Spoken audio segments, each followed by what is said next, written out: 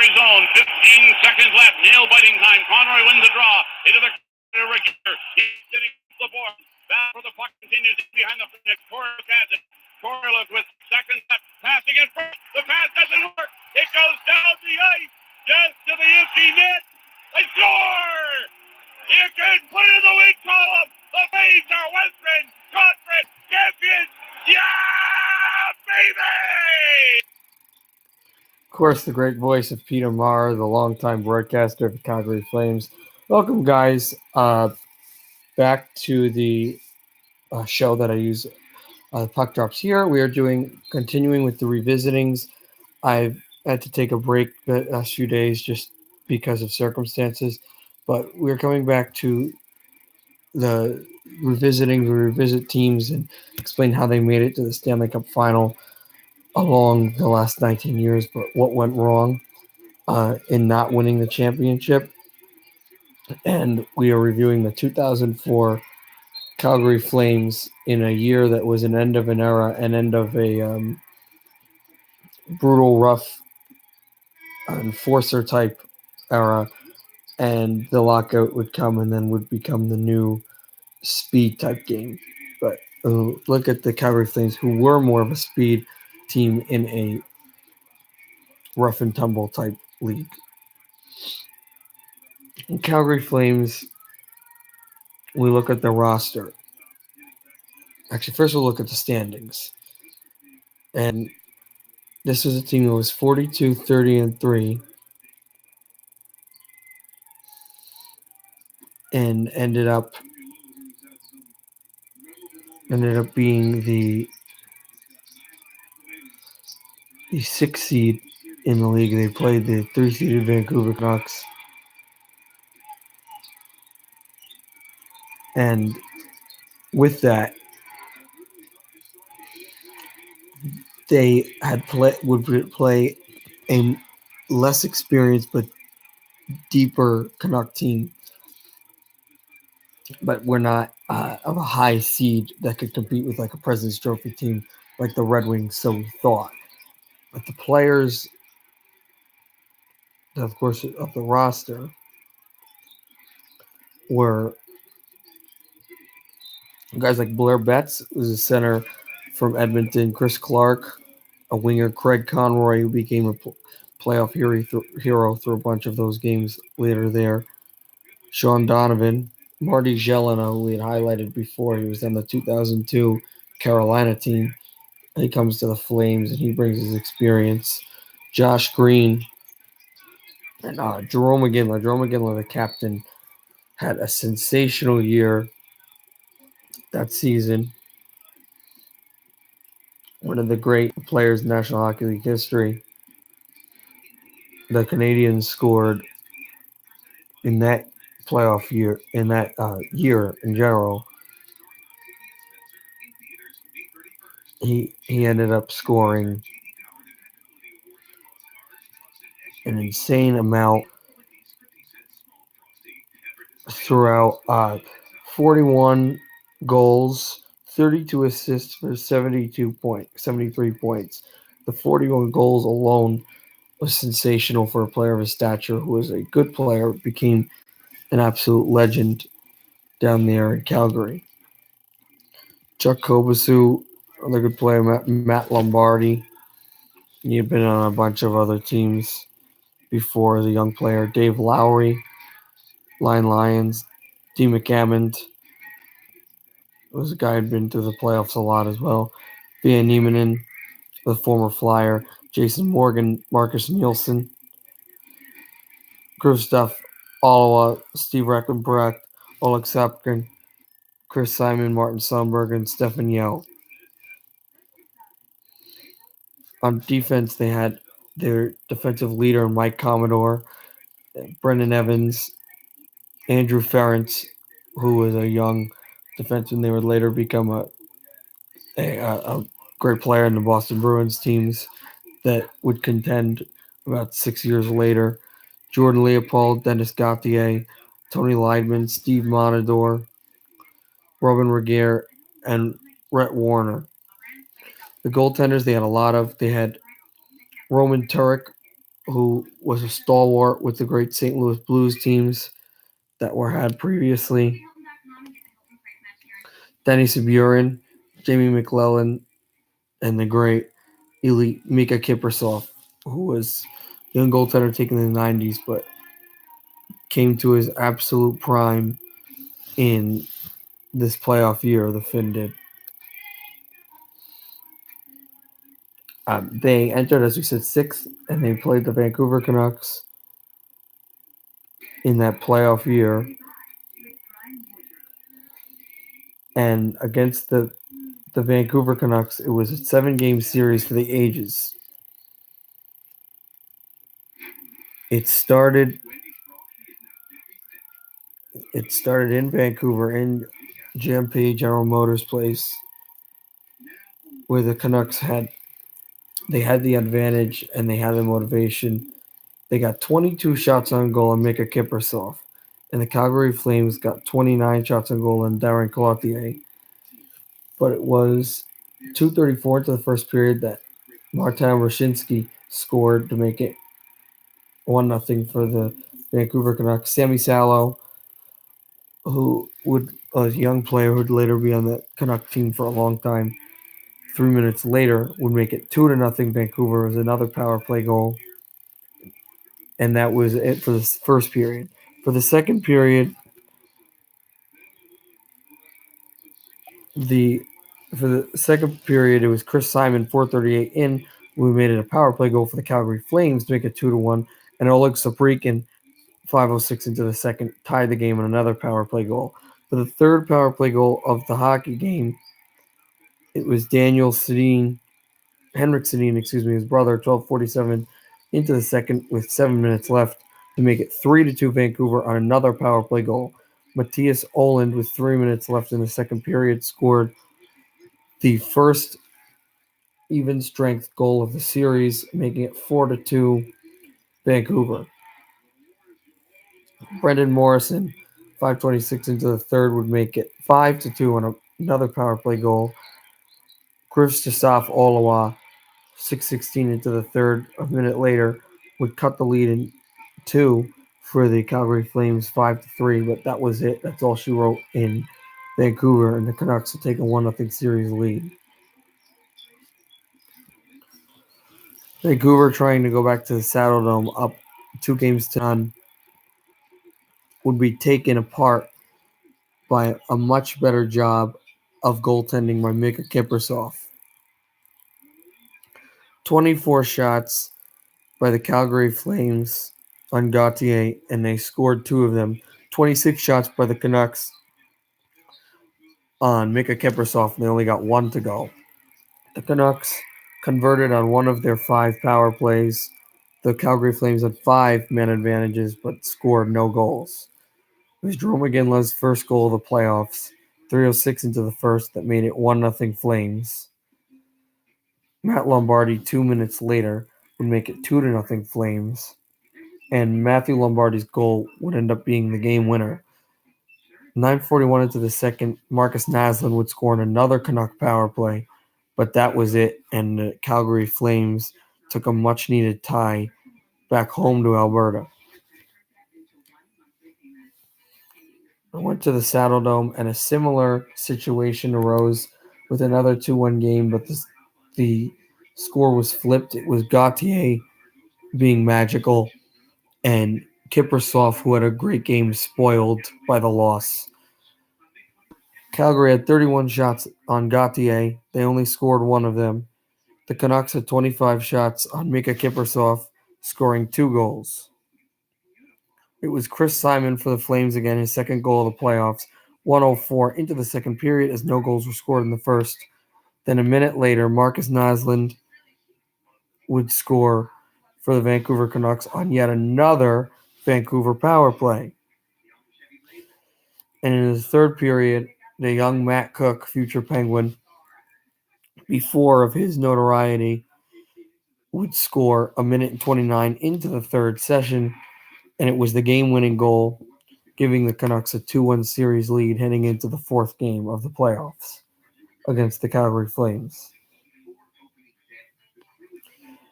And this one, Calgary took utter control, and it would be the first shutout by either team in the playoffs. The Calgary Flames got 32 whopping shots on Gauthier, scoring 4 of them.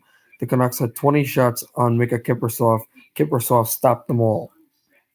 Once again, for the second straight game, though, nothing was scored during the first period.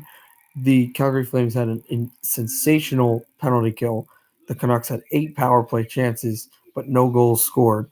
The Flames had 6 power play chances, but they got a power play goal. Stefan Yell, 58 seconds into the second period, scored on a shorthanded goal to make it 1-0 Flames. Then Chris Clark would score for the Flames with 4 minutes left, with 3:56. Sorry, the timing was messed up in the second period to make it 2-0 Flames on a power play goal. Sean Donovan, about 27 seconds later, made it 3-0 Flames, and Jerome McGinley's second goal of the playoffs, with 2 minutes left in the third, an empty netter went into the net and made it 4-0 Flames, and the Calgary tie the series, heading back to General Motors. This hurried the same spot of close hockey games, and Vancouver got a whopping 33 shots on Mika Kiprusoff, but the Finnish sensation was, well, how else can I say it? Sensational. He stopped every shot but one, and the Calgary Flames had 20 shots on Gauthier and scored 2 of them. Again, in the first period, no goals. 3:50 into the second, it was Craig Conroy from Commodore and Iginla with a power play goal, making it 1-0 Flames. Henrik Sedin scored his second of the playoffs, second against Calgary, with 3:40 left in the second period to tie it on another power play goal. And in the third period, the game winner would come 5:37 into the third by Iginla again, making it 2-1 in favor of the Calgary Flames. And Iginla gave the Calgary team a 3-2 series lead, and they headed into Game 6 with some fundamental magic to cover. This must be noted that at this point, ever since that absolutely stacked 1989 Calgary Flame team won the Stanley Cup, there was a cup curse after that great year, because the Calgary Flames had been to the playoffs a few times. They had been knocked out of the Canucks in '94 when they were heavily favored, and they had not been out past the first round since winning the Stanley Cup against the Montreal Canadiens. So going into Game 6 in the Saddledome, they had a chance to do what no Flame team had done since that point and win a playoff series. This game went to triple overtime. It was a 5-4 score, so unlike some of these other games that I have highlighted around this time, this was a high-scoring affair. Five goals got past Kiprusoff and 4 past Gauthier, giving the Canucks the win. The Canucks scored 52 shots on goal through all 6 periods, and the Flames got 40 on Gauthier, scoring 4 of them, as was said.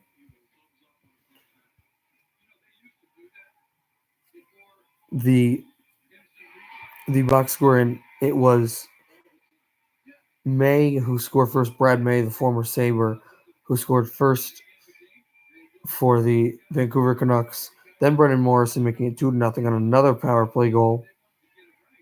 Clark made it 2-1 Flames.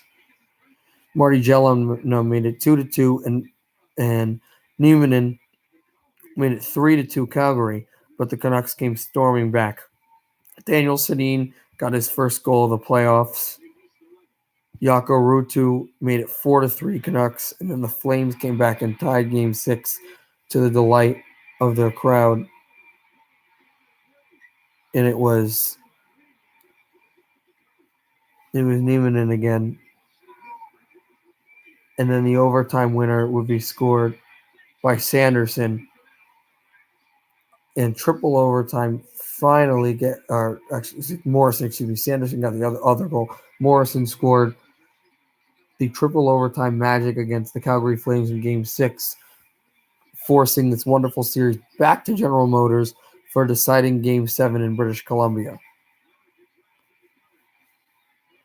Vancouver was trying to go to the second round for the first time since 1994. They hadn't been since that Cup final run, and the Calgary Flames hadn't been to the second round for the first time since 1989, as was said. But the Flames were a rebuilding team. They had a hiatus of missing the playoffs for a few years, where the Canucks had been to the playoffs the previous year as the 8th seed, and although they lost in 6 games to the eventual Stanley Cup champion Detroit Red Wings, they won the first 2 games in Joe Louis Arena. So this was a team that could win in the playoffs, also being young, though.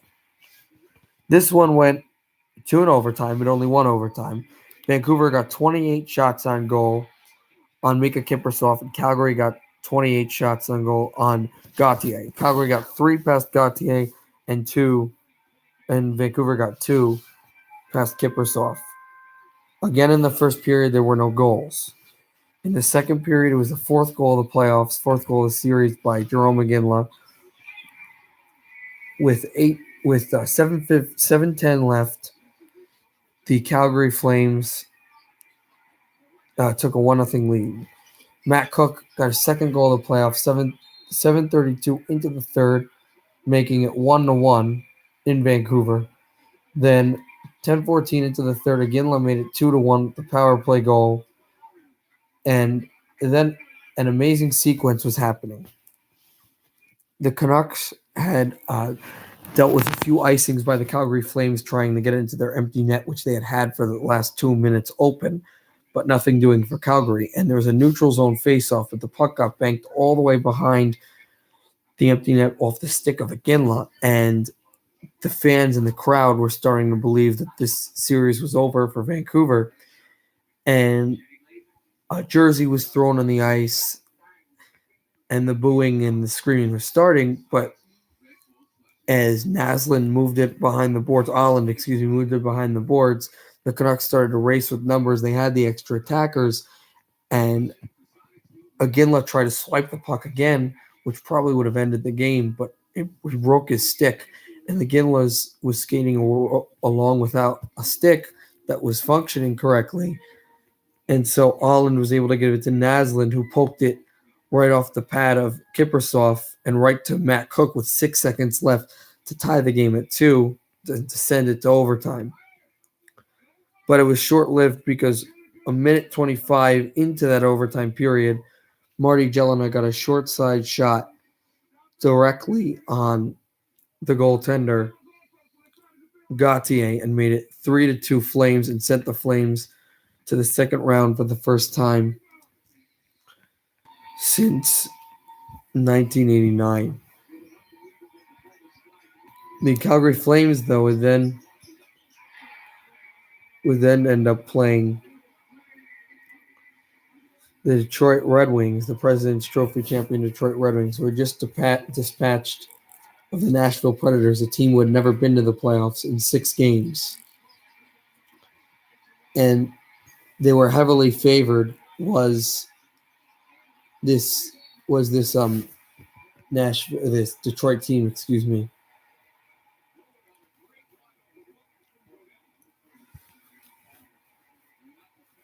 And this game went into overtime as well. The 3rd straight overtime game for the Calgary Flames. They were 1-1 in both of those. And the Calgary Flames did not get a lot of shots on goal on Curtis Joseph.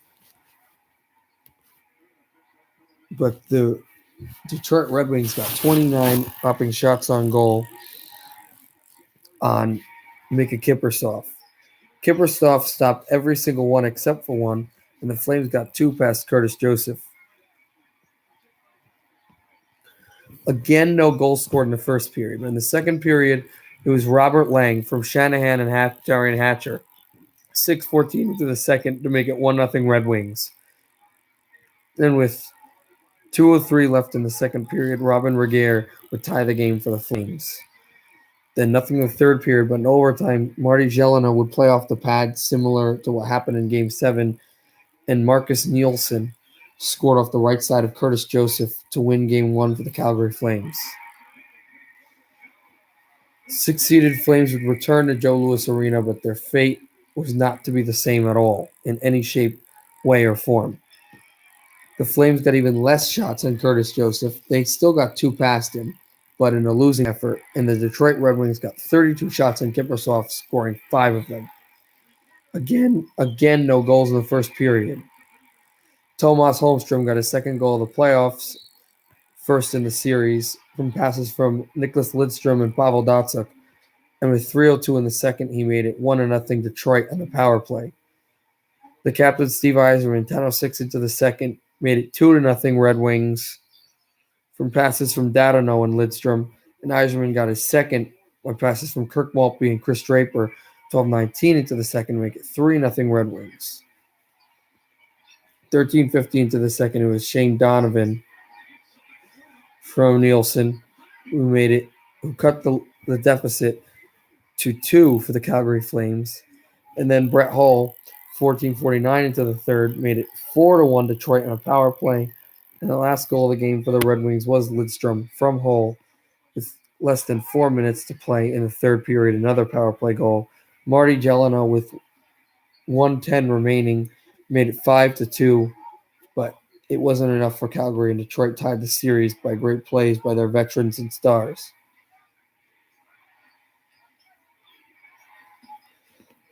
And the Flames would return to the Saddle Dome, tied apiece, which they were definitely okay with.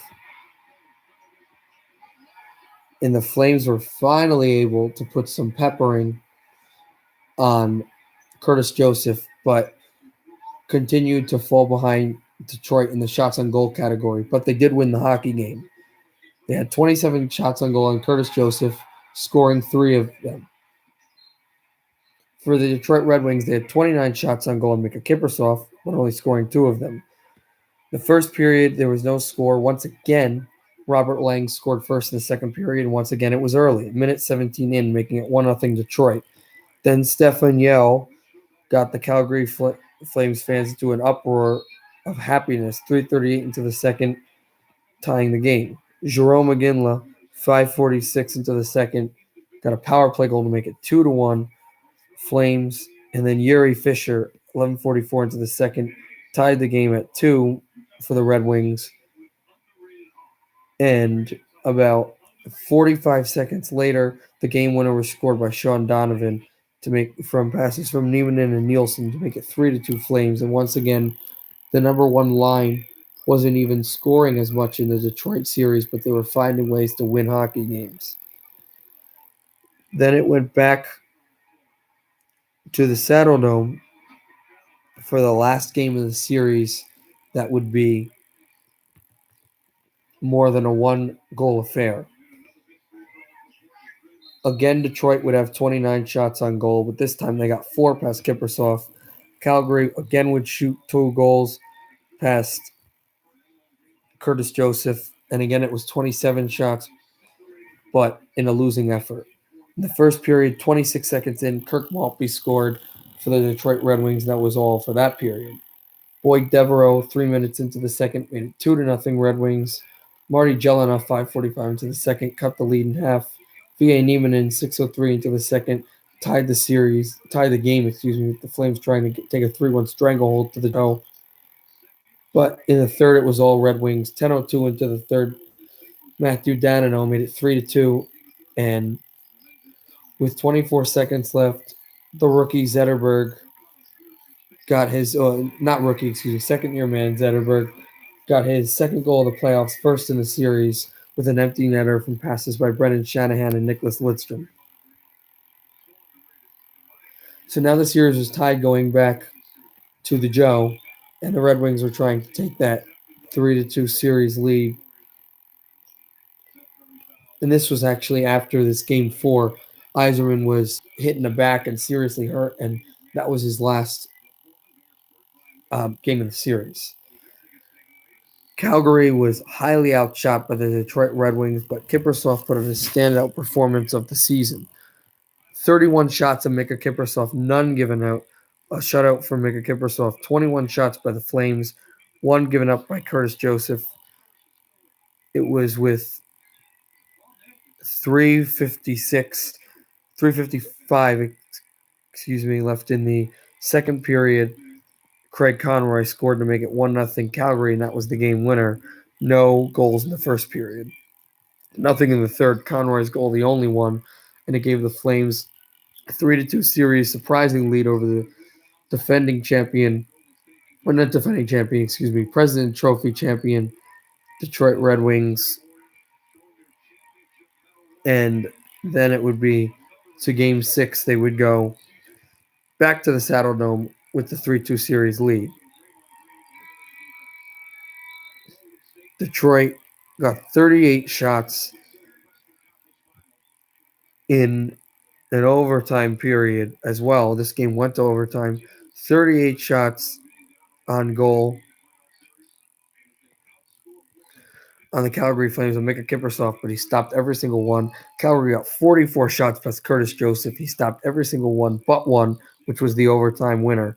And it was Marty Jelena from a pass from McGinley that ricocheted off the skate and was able to pull directly under the side of Curtis Joseph, and it ended the President's Trophy seasons with only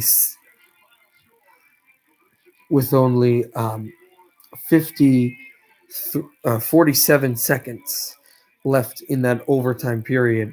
A great play by Marty Jelena, and it would send the Flames to the conference final for the first time since 1989. And there they would meet the second team in the West, the San Jose Sharks. And we go to the HP Pavilion in San Jose, where the Sharks had home ice. And the Sharks showed why they were one of the better teams in the National Hockey League that year and underrated. They played the game number 1 there, and 10:52 into the first, it was a good player that they had drafted that was quickly becoming an all-league sensation, along with Ginla for the Sharks, and this was Patrick Marleau, and he made it 1-0 Sharks.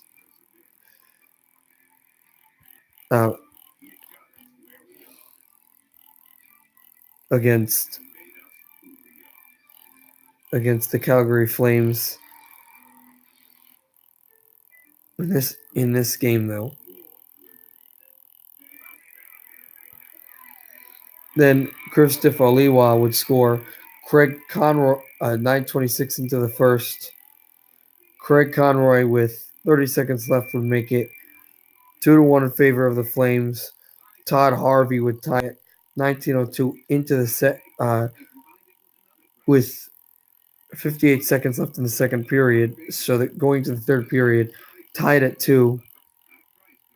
No power play goals in this hockey game. Craig Conroy made it 3-2 Flames, 9:25 into the third. And 16:39 into the third, the Sharks ended up tying the hockey game, and it went to overtime, and Steve Monador, with less than 2 minutes to play in that overtime period, won it another overtime game, and the Flames took a 1-0 series lead.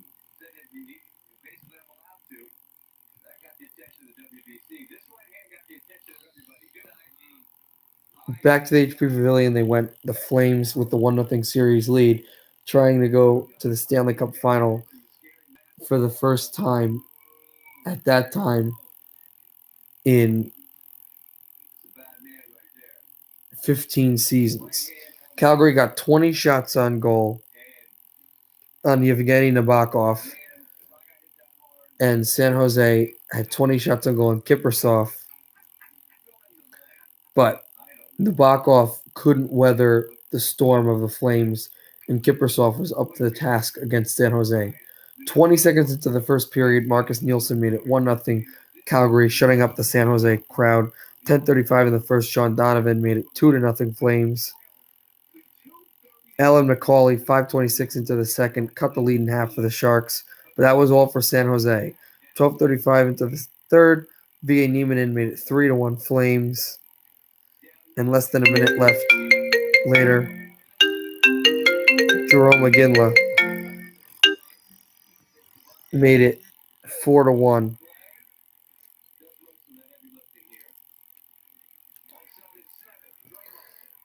Then for Calgary, they would have game number 3.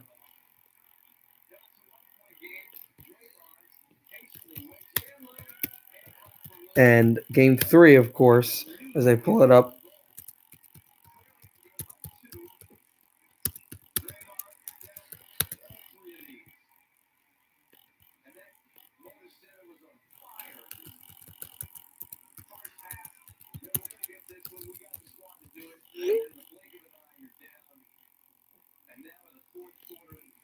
Calgary had 34 shots on the San Jose goaltender, Yevgeny Nabokov, but Nabokov stopped everything.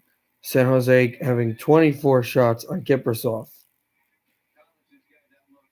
Vincent Damhouse, 7:31 into the second, made it 1-0 Sharks. In the third, Alexander Karliak from Wayne Primo at 18:10 in the third to make it 2-0 into the third, and then less than a minute to go in the third period. Karliak scored his second, a power play goal, an empty netter, and the series was at 2-1. San Jose then was able to get another win at the Saddle Dome with a dominant 4-2 performance. 19 shots by the Sharks on Kiprusoff, 4 of them went in. 29 shots on Yevgeny Nabokov by the Calgary Flames, and 2 of those stopped. No goals in the first period. Mike Roth, 2:40 into the second, making it 1-0 Flames. 7:55 into the second period, tying it for the Flames was Iginla. Then Jonathan Chichu made it 2-1, 8:34 in the second for the Sharks. Vincent Damhouse, 10:03 into the second, made it 3-1 Sharks in a power play goal. Marlowe, 18:47 in the second, made it 4-1 Sharks in favor of the power. It was a power play goal. And then the third, with 40 seconds left, there's a power play goal for Simon, dropping it down to 4-3. The most power play goals in a game since Game 6 against the Vancouver Canucks in the first round for the Calgary Flames. The series now tied at the Pavilion. The Sharks felt like they had a momentum. They could take this, try to go to their first Stanley Cup final ever, take the advantage. But it was not to be. Calgary got 3 past Yevgeny Nabokov and none past Kiprusoff. San Jose had 19 shots on Kiprusoff. Calgary 21 on Yevgeny Nabokov. 6:27 in the first, Iginla made it 1-0 on a shorty. 8:29 in the first, Nielsen made it 2-0, and Craig Conroy, 12:47 in the second, wrapped it all up 3-0, shutting up the crowd again. Another shutout for Mika Kiprusoff in the playoff year. Now the Flames try to get their first Saddle Dome win of the series, but with it, they would head to the Stanley Cup final for the first time in 15 seasons. Calgary now got the shots they needed on Yevgeny Nabokov with 29, scoring 3 of them. The Sharks had 19 on Kiprusoff. Wasn't enough. 1 power play goal for Calgary, none for the Sharks. Iginla with 1:08 left in the first period made it 1-0 on a power play goal. 13:02 into the second, Jelena made it 2-0. Alan McCauley cut the lead in half in Calgary, but Robin Regehr, with 1 second left, did a full rink empty netter to seal the game and seal the West for the Calgary Flames. There they would face another surprise team who is number 1 in the Eastern Conference, but in a very tight Eastern Conference, not by much, and a surprise team that wasn't supposed to go far either in the Tampa Bay Lightning. And they would go to St. Peter's Times Forum for game number 1 of the 2004 Stanley Cup Final against Tampa. A power play goal for Calgary, a power play goal for Tampa Bay. Marty Jelena, 3:02 in, made it 1-0 Flames. 15:21 into the second, 2-0 Flames. Stefan Yale made it 3-0 Flames, 18:08 to the second. And then Marty St. Louis, 4-13 into the third, made it 3-1 on a power play goal. And with 20 seconds left in the third period in the game, Chris Simon launched an empty netter on a power play to make it 4-1 and game one to go to the Calgary Flames. Back to Tampa, they went for game two, but an exact role reversal, a 4-1, beating 19 shots on goal for Calgary on Nikolai Khabibulin, and 31 shots by the Tampa Bay Lightning on Mika Kiprusoff, 4 past Kiprusoff and only 1 past Khabibulin. Ruslav Fedotenko's 10th goal of the playoffs, first goal of the Stanley Cup Final, 7-10 in, made it 1-0 Bolts. No goals in the second, but the captain for Tampa, Brad Richards, 2:51 into the third, made it 2-0 Lightning. Dan Boyle, 4 minutes into the third, made it 3-0 Lightning. Marty St. Louis' second goal against the Flames and 7th of the playoffs made it 4-0 Lightning. 5:58 into the third, and 12:21 into the third, a power play goal for Ville Nieminen made it 4-1, but the series was tied. And back to the Saddle Dome they went, with the Flames trying to take a series lead. Tied at 1 again. Calgary got 18 shots on goal, but it was a very dreadful night for Nikolai Khabibulin. 21 shots on goal only for the Lightning. They led in that category on Mika Kiprusoff, but none led up by Kiprusoff. No goals in the first again. 13:53 into the second, Chris Simon on a power play made it 1-0 Flames.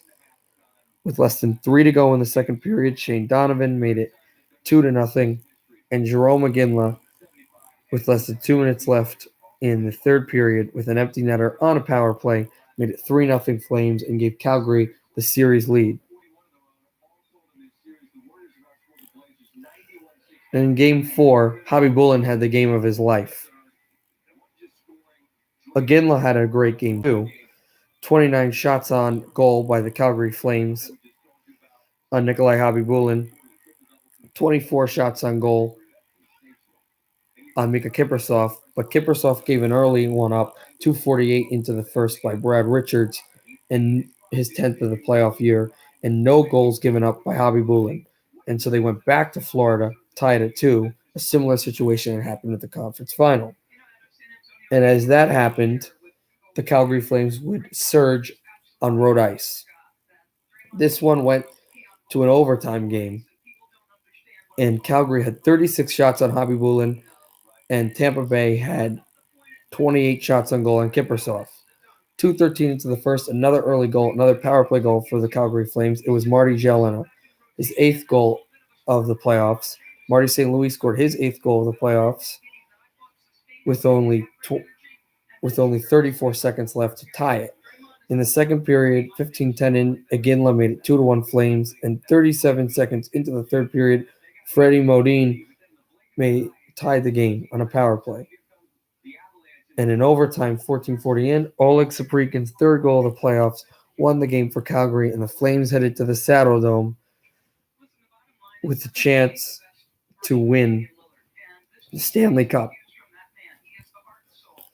In Game 6, this one went to double overtime, and this is one of the greatest games in Stanley Cup playoff/final history. 2 power play goals for the Tampa Bay Lightning, none for the Calgary Flames. Calgary had 33 shots in Nikolai Khabibulin.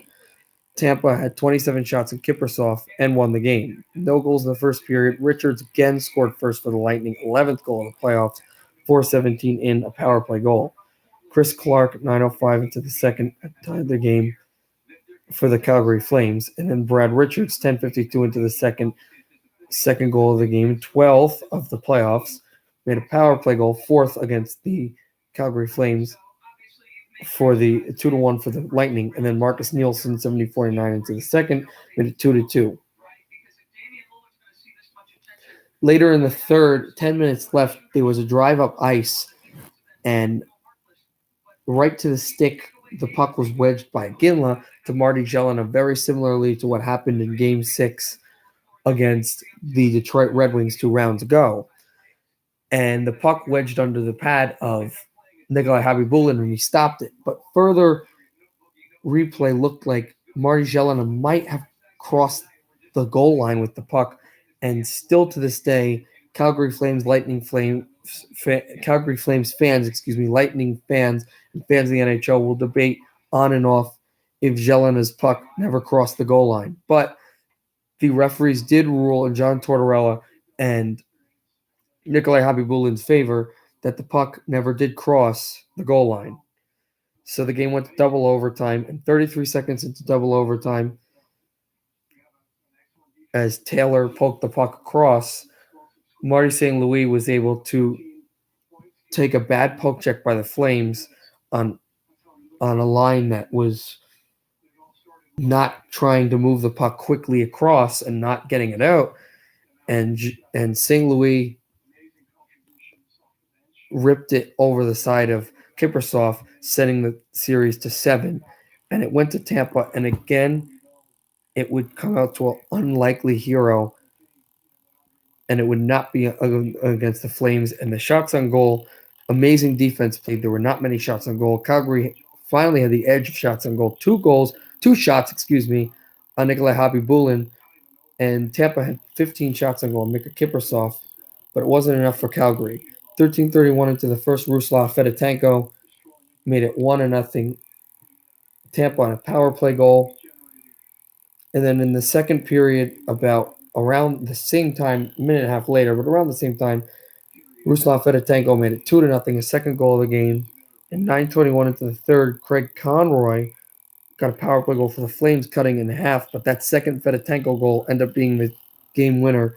After a bunch of shots steered aside by Habibulin at the end, Tampa won the Stanley Cup, and Calgary's magical fairy tale season just ended too short. You could talk about the puck in the net and the puck across the line, but it just wasn't their year.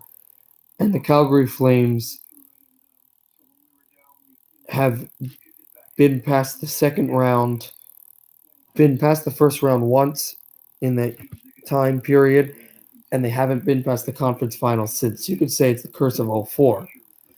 But definitely it was a great year for them. I hope you guys enjoyed this video, as did I.